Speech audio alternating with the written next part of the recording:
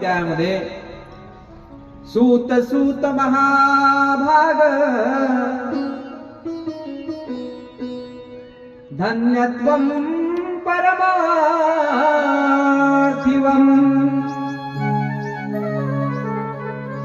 अद्भुतीं कथा दिव्या श्राविता कृपया हि महाभाग सुतजी कथा सांगायला सुरुवात करतात. कुणाची कथा? देवराज ब्राह्मणाची कथा. किरातन नावाचं नगर आहे आणि त्या किरातन नावाच्या नगरामध्ये भिल्ल लोकांचे साम्राज्य आहे. भिल्ल लोक वास्तव्याला आहे. ब्राह्मण कुळामध्ये जन्माला आलेला देवराज आहे. ब्राह्मण कुळामध्ये जन्माला आलेला देवराज. ऐका मन लावून, शिवमहापुराणातली प्रथम कथा आहे. पण ब्राह्मणाचा मुलगा असूनही संध्या करायचा नाही. कधी स्वाध्याय त्यानं केला नाही. ब्राह्मणामध्ये दोन प्रकार पडतात. तसे तो उप वगैरे भरपूर आहे, पण दोन प्रामुख्याने पडतात. त्यातही त्यांना ब्राह्मणांचा 3 वेळा जन्म होत असतो. किती वेळा? एका वेळा जन्म होत नाही ब्राह्मणाचा. एकदा त्याच्यावर संस्कार केला जातो. कसाचा? यज्ञपवीतचा, यज्ञाचा संस्कार होतो. मग त्याला जनेऊ घातलं जातं. नंतर मग त्याचं कर्तव्य भगवंतासोबत लावलं जातं. त्याला काय म्हणतात? मुंडन केल्या जातं, स्वस्तिक काढल्या जातं.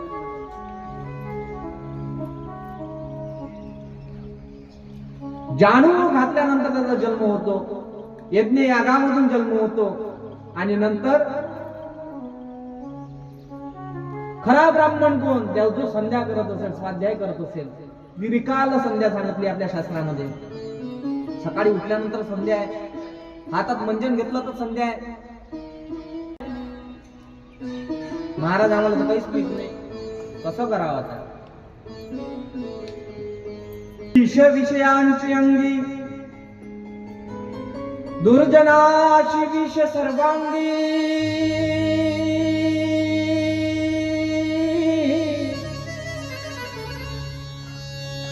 विष विषयांच्या संगी. विष विषाला मारत असते. लक्षात घ्या. विष विषाला मारते. तुका म्हणे सांगू किती जडो तयाची संगती अंगा लावण्या राखो. एकनाथ बाबाकडे जाऊया. डोळे झाकून करते पाप ऐसे कैसे झाले भोंदू कर्म करुणी म्हणती साधू. नाथ बाबा म्हणतात खरा ब्राह्मण तो जो खारका बदामास आवडतो तो ब्राह्मण. खोट्या खोट्या पूजा सांगते तो ब्राह्मण. 7.5 आहे तो ब्राह्मण नाही बाबा. अंगाला उन्या राग पुरीचा योग येऊन राहिला. मंगळ पूजा करायला लागते. त्यातले मंगळ लागला अख्खा. तुझ्या घरात काही नाही आहे म्हणून तुला तो मंगळ पूजा सांगून राहिला. सावधान. संतांचा विश्वास काढू नका.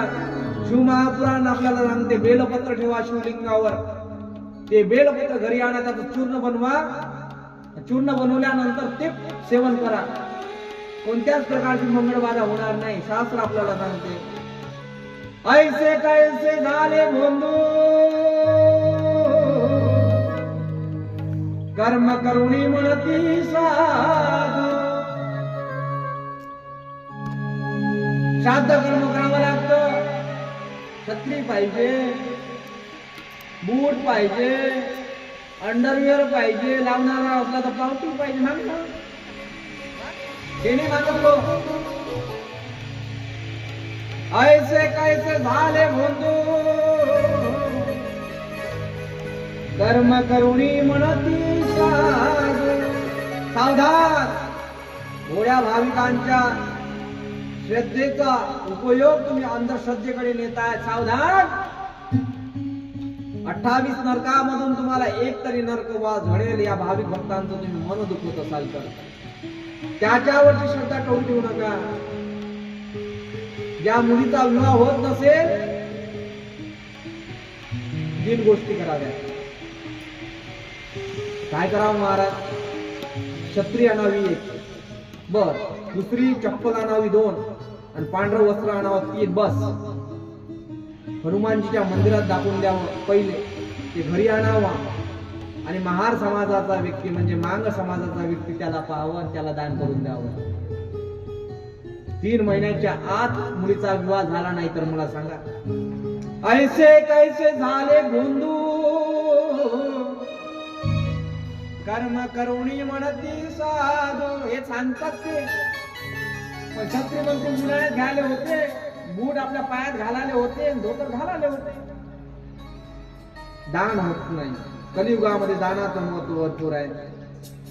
इथं देवराज ब्राह्मण आहे पण कर्म याद करत नाही, स्वाध्याय करत नाही. सकाळी उठल्यानंतर हाताकडे न पाहता तो संध्याही करत नाही, स्नानही करत नाही. देवराज लहानाचा मोठा व्हायला लागला, त्याला दुर्जनाचा संग घडला. दुर्बुद्धी देही म्हणा, विषयाच्या अंगी दुर्जनाची विष सर्वांगी.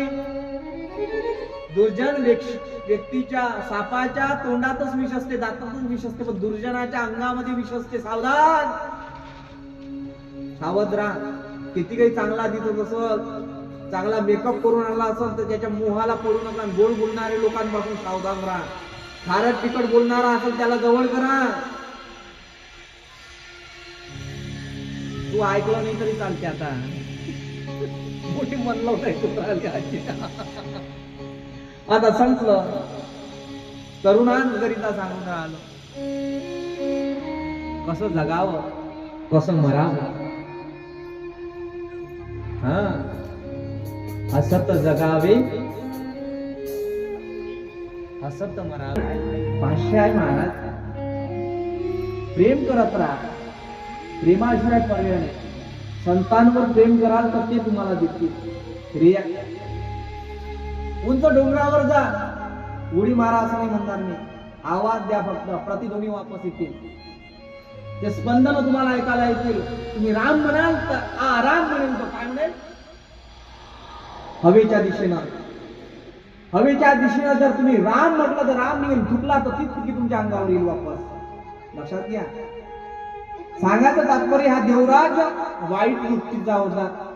संगत भिल्लाची झाली. संगतीचा खूप प्रभाव आहे. सांगेल कधीतरी विषय आला तर. दुर्जनाचा संघ याला घडला आणि दुर्जनाचा संघ झाल्यानंतर लुटारी, चोरी आणि वेश्येचा याद करायला लागला. शोभावती नावाची वेश्या यानं परिधान केली. शोभावती जशी म्हणत होती तसं तो वागायला लागला.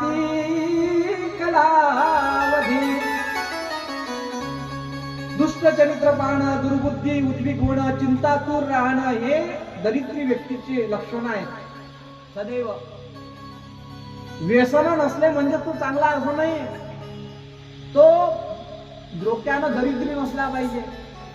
नाही तर महाराज एवढे पैसे पाहिजे काय? अरे मोठा अंबर कर, 2 एकर नावानं कर, महाराजच्या जरा बरं होईल. करता क्वचित त्याच्यात कमी जास्त न करता सहदेव हसत मुखानं होकार द्यावा. शिवमहापुराण सांगून राहिलं. आसितम किराते नगरे, आसितम किराते नगरे, ब्राह्मणो ज्ञान दुर्बला. खरा ब्राह्मण कोण? ज्याच्याकडे ज्ञान आहे, बुद्धी आहे, ब्रेन आहे, त्याच्यामध्ये ज्ञानाचा संचय आहे. आपल्याला बुद्धी दिली देवानं, पण त्या बुद्धीचा आपण 0.0% ही वापर करत नाही. डॉक्टर APJ अब्दुल कलाम म्हणतात, मी सायंटिस्ट म्हणजे मिसाईल मॅन आहे. कोण म्हणतात? Doctor APJ Abdul Kalam. ते म्हणतात मी 0.01% फक्त बुद्धीचा वापर केला. किती? त्यांची भाषण ऐका तुम्ही, वाचा, इंग्लिश मध्ये असतात. 0.01%. तर मी मिसाईल मॅन झालो. त्या मानानं आपण काहीच नाही करतो वापर, आपल्याला त्यालाही दोष लागतो. हे कणाच्या संगे हिरा जो भंगला, ढेकणाच्या संगे हिराजो भंगला कुसंगे नाडीला साधू जैसा. हिऱ्याला जर ढेकणात ठेवलं ना तो भंगून जातो, तुटतो. कुसंगे नाडीला साधू जैसा. साधू जर कुसंगात गेला तर तोही बिघडतो. हा ब्राह्मण असून चांगल्या कुळात जन्माला येऊन आला असून त्याला भिल्लाची संग लागली म्हणून संगत कोणाची करावी? चांगल्या व्यक्तीची संगत करावी. गरीब असला तरी चालेल पण बुद्धीनं चांगला असला पाहिजे. शुद्ध चरित्र निनता ममता यही मेरा निर्धारा भारत. शानदार हो मेरा. हा भारत तुझा शानदार होण्याकरिता तुमची संगत कोणासोबत असली पाहिजे? भारत शानदार हो मेरा.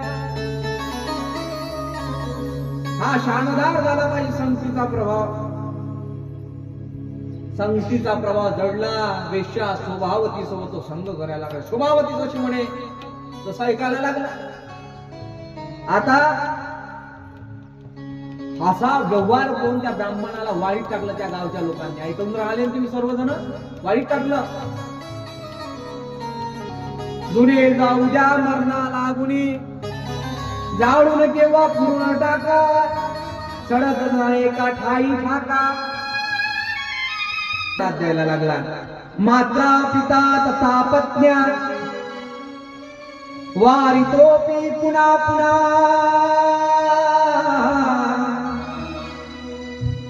नामनत्यं वचस्तेषा पापवृत्ती परायणः. थांब गडा, जाऊ नको, अधोगतीला जाशील. ऐकायला ऐकत नव्हता. तो म्हणायला लागला परत, शोभावती नामे दुष्टा तत्राद्वितीय. शोभावती तिचं नाव आहे. अतिशय सुंदर आहे. गोरी पान आहे. पान खायची तर इथून दिसायचं तिचं पान. कुठून कुठून? इथून. एवढी सुंदर. वार्ता लाभ करत होते, समजावत होते, पण हा गडी काही ऐकले नाही. कोण? देवराज ब्राह्मण. बस तेरे प्यार में मैं पागल सा हो गया, अशी त्याची परिस्थिती झाली. आता त्यानं शोभावतीचा सहारा घेतला.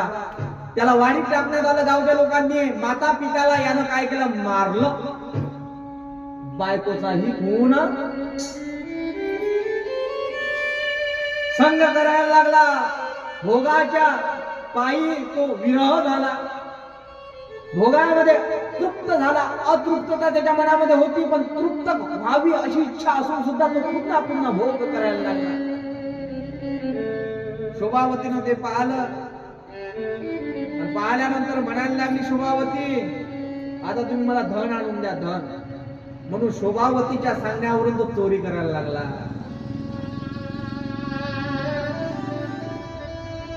चोरी करतोय आणि चोरी करत करत एवढी राज्य महालालची त्याने चोरी केली. आणि चोरी केल्यानंतर त्या शोभावतीच्या जवळ देऊन दिली. शोभावतीनं त्याला झोपीची अवस्था दाखवली. आराम करत आहे म्हणून असं पाहिलं. लगेच तो देवराज ब्राह्मण बाहेर गेला. बाहेर होऊन येईपर्यंत त्या शोभावतीनं सर्व धन घेतला आणि पळून गेली. त्या भोगाच्या अतृप्ततेमुळे, शोभावती दूर गेल्यामुळे त्याच्या मनात कासावीचा भाव निर्माण झाला आणि तो जंगलाच्या दिशेनं प्रवाह करून राहिला. आता प्रवाह करतोय. अन्नाचा पोटामध्ये कण नाहीये. मनात विविध प्रकारचे विचार येत आहे. मला शोभावती का सोडून गेली? धनाच्यामुळे. मना सज्जना भोगते रोग होती, मना सज्जना योग ही दुःख देती. मना सज्जना अंती नाही कुणी कुणाचे, म्हणून प्रभूशी करी सत्य साचे. चित्तोपदेश गुलाबरावजी महाराज सांगतात, तुझे चितुला जो वरे करेना अंता मना तो वरे करेना. सख्या तोवरी धर्म टाकू नको रे, प्रतिजीवनी मुक्तीचे बोल नको रे. हे सगळं लक्षात आलं देवराजाच्या. आणि देवराजाच्या लक्षात आल्यामुळे देवराज भुकीनं व्याकुळ होता. भुकीनं व्याकुळ असल्यामुळं एका मंदिरात जाऊन बसला. त्याला माहित नाही मंदिर आहे म्हणून देते. तिथे शिव महापुराणाची कथा चालू होती. ब्राह्मण महाराज बघतो, विप्रो हा धन्य हा एक पात्रे सदा भोगशील सर्वेश्वर ब्राह्मण हा धामा. ब्राह्मणाची पूजा केली तर ब्राह्मण विशिष्ट धामाला घेऊन जातो, वैकुंठाला घेऊन जातो, असं इथं शास्त्रामध्ये सांगितलं आहे. पण कोणता ब्राह्मण? जो स्त्रियांचं उष्ट खातो तो नाही नाही नाही नाही. जो सावडतो तो नाही नाही नाही नाही नाही, तो नाही ब्राह्मण. जो शिवकथा लोकांपर्यंत पोहोचवतो निस्वार्थ भावनेनं, तो विप्रो, तो साधू, तो वैष्णव, तो ब्राह्मण. त्याचा प्रसाद सेवन आपण केला तर चालते ताटामधला. ऐका बायांनो, ती माझ्या आईसारख्या. मी तुम्हाला सांगेल, पतीनं आपलं उष्ट खाल्लं तर चालते.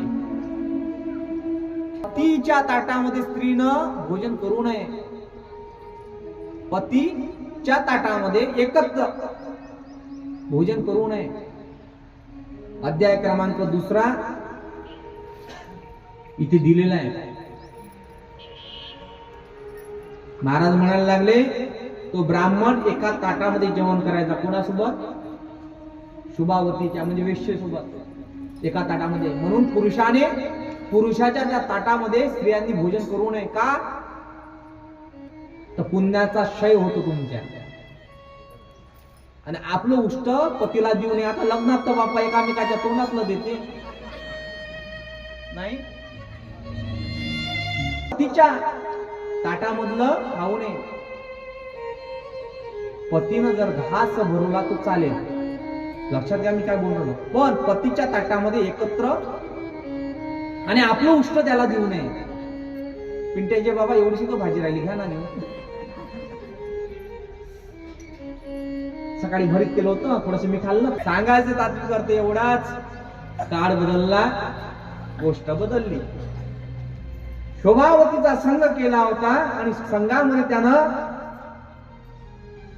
पापवृत्ती परायण तो ब्राह्मण माता पितांना दुःख देत एका पात्रामध्ये उस देवराज ब्राह्मण ने झूठा भोजन किया.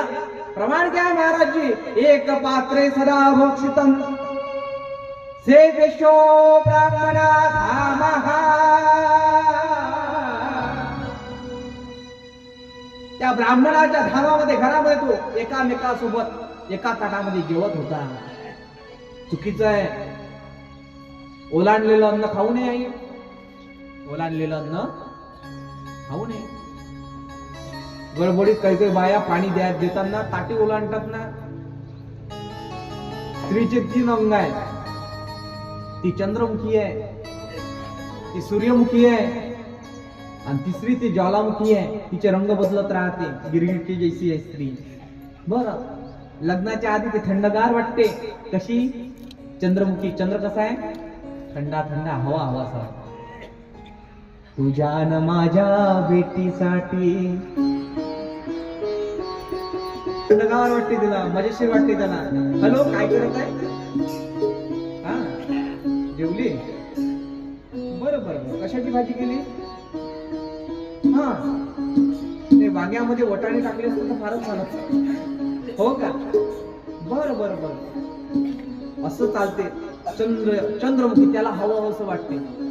किती चांगली स्त्री आहे बुवा, किती गोड आहे. ती चंद्रमुखी असते. लग्न झाल्यानंतर तिला म्हणलं, अगं सुषमा, 1 ग्लास पाणी आणून दे.